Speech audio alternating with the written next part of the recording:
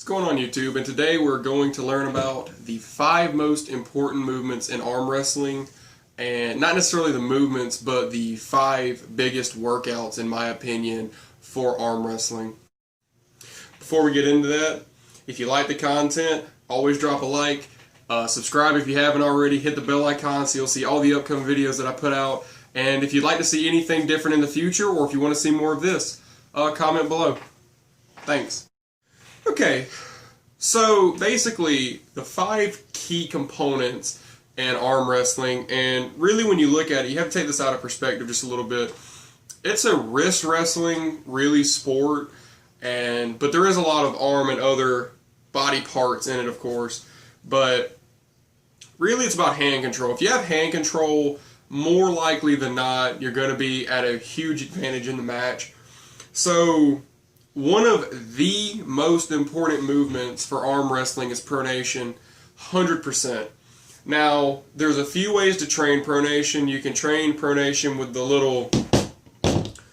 the pulley rope, where you would pull a rope towards you, You'd pull the rope towards you in a pronation motion. So basically your thumb is turning towards the inside of your body.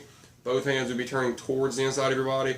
Working pronation is just so important from so many different angles in arm wrestling. Most movements in it use pronation. Easy way, I'm going to just use this little bar as a demonstration. You can use a sledgehammer, you can use a strap, which is what I use.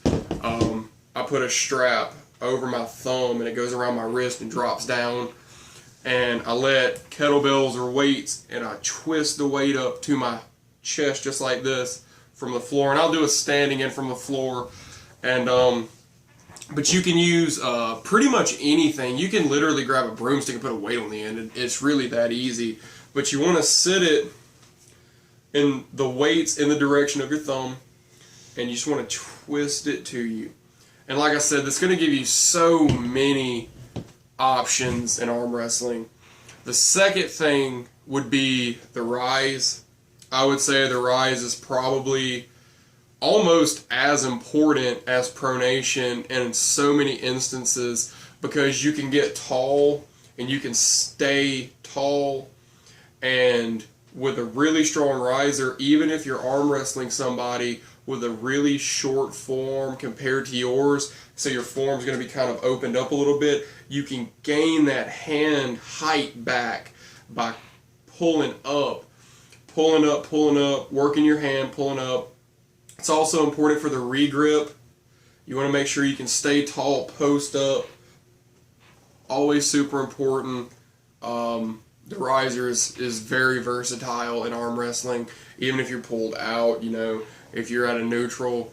Even in the setup, and this is one of the important things, even in the setup, actually it's really in the setup a lot, the rise is super important because you can just take an advantage immediately with a very strong riser. I would say the third most important thing in arm wrestling would be the posted bicep curl, or the back pressure, the posted back pressure. Even though it is a hand and wrist sport, having lat or bicep driven back pressure, just back pressure in general, is going to be so dangerous in arm wrestling.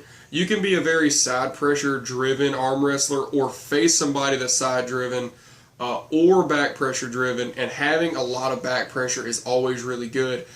If you have a problem with pronation, pulling straight back real hard can open their hand up, can open their fingers up. You can actually cut through their hand with back pressure, along with pronation, of course, but even without a lot of pronation, you can dig through their fingers with back pressure. It allows you to get even tighter on your side of the table having a lot of back pressure, because you can drive your elbow and your fist towards your center.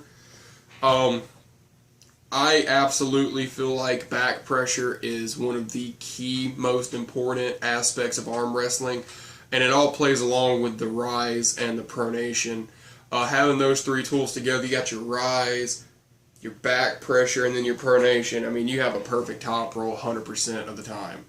The fourth most important thing that I would consider for arm wrestling is actually supination, and that is from your hand right here, thumb towards you, and then you twist your thumb from the towards you, away from you.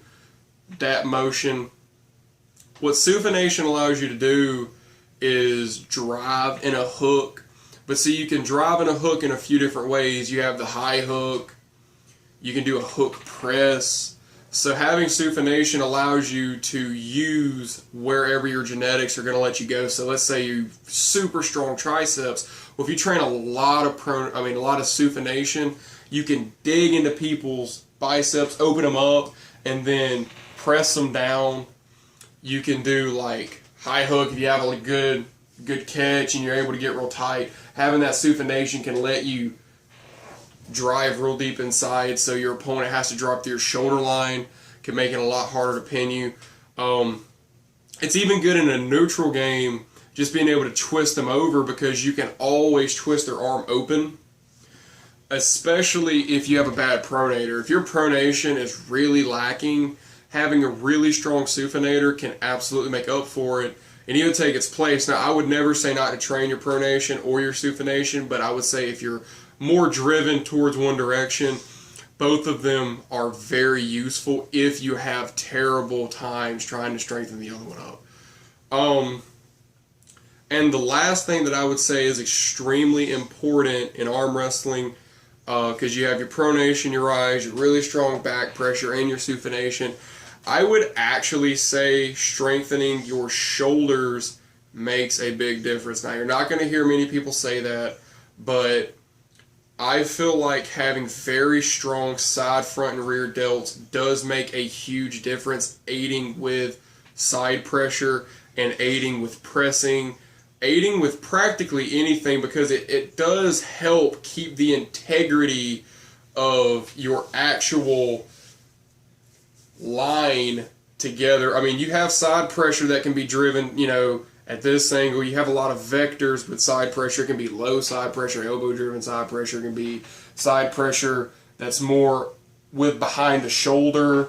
It's not quite a press, but it's close. You have the side pressure like in a dead wrist press.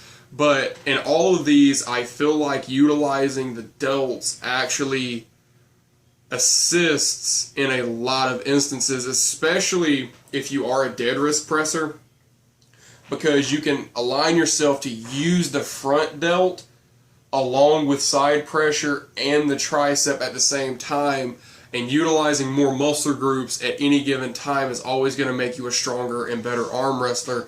Learning how to use more muscle groups at any given time in anything you do is always going to be better. So I actually feel like training the delts, using side delt raises, front delt raises, or overhead press, even incline bench press, getting a little bit of the pec, all really aid in arm wrestling. And I really feel like having strong shoulders is a really good key aspect to being a very well-rounded arm wrestler.